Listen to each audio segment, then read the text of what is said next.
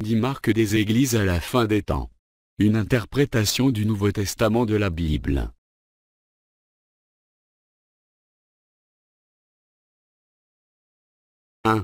La prière avant tout. Jésus a commandé, restez donc en éveil, priez en tout temps, afin d'avoir la force d'échapper à tous ces événements à venir et de vous présenter debout devant le Fils de l'homme.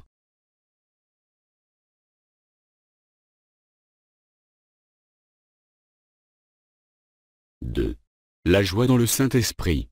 Paul explique, nous sommes fiers même de nos détresses, sachant que la détresse produit la persévérance la victoire dans l'épreuve, et la victoire dans l'épreuve l'espérance.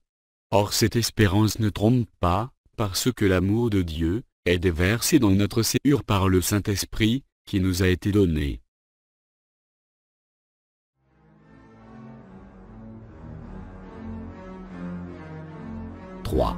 Se tenir contre le mal spirituel.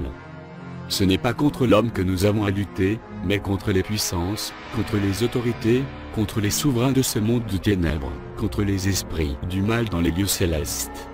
C'est pourquoi, prenez toutes les armes de Dieu, afin de pouvoir résister dans le jour mauvais, et tenir ferme après avoir tout surmonté.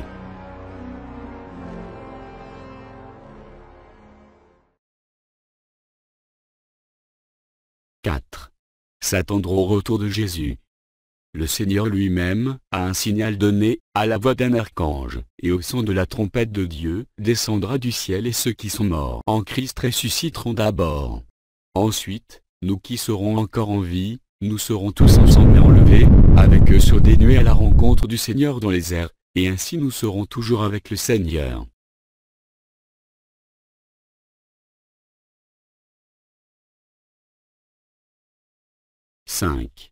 Se rassembler chaque jour. Retenons fermement l'espérance que nous proclamons, car celui qui a fait la promesse est fidèle. Veillons les uns sur les autres, pour nous inciter à l'amour et à de belles œuvres.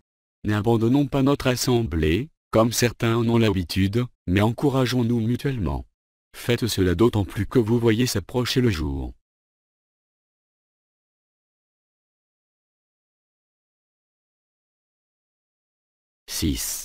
Supporter les moqueurs. Rappelez les paroles prononcées autrefois par les saints prophètes ainsi que le commandement du Seigneur, et Sauveur enseigné par vos apôtres. Sachez avant tout que dans les derniers jours viendront des moqueurs. Ces hommes vivront en suivant leurs propres désirs et diront, où est la promesse de son retour ?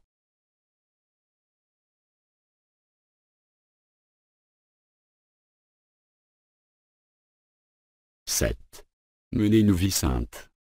Combien votre conduite et votre piété doivent-elles être saintes. Attendez et hâtez la venue du jour de Dieu, jour où le ciel enflammé se désagrégera et où les éléments embrasés se fondront. Mais nous attendons, conformément à sa promesse, un nouveau ciel et une nouvelle terre, où la justice habitera.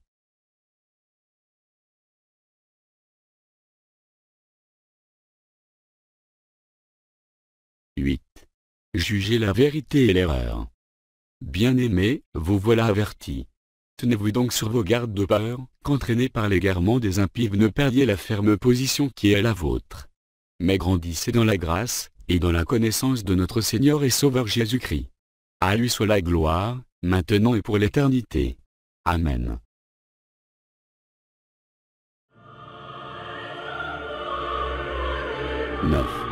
Persévérer dans la foi. John a prévu, si quelqu'un a des oreilles, qu'il écoute. Si quelqu'un fait des prisonniers, il sera emmené prisonnier. Si quelqu'un tue par l'épée, il doit être tué par l'épée. C'est ici que sont nécessaires la persévérance et la foi des saints.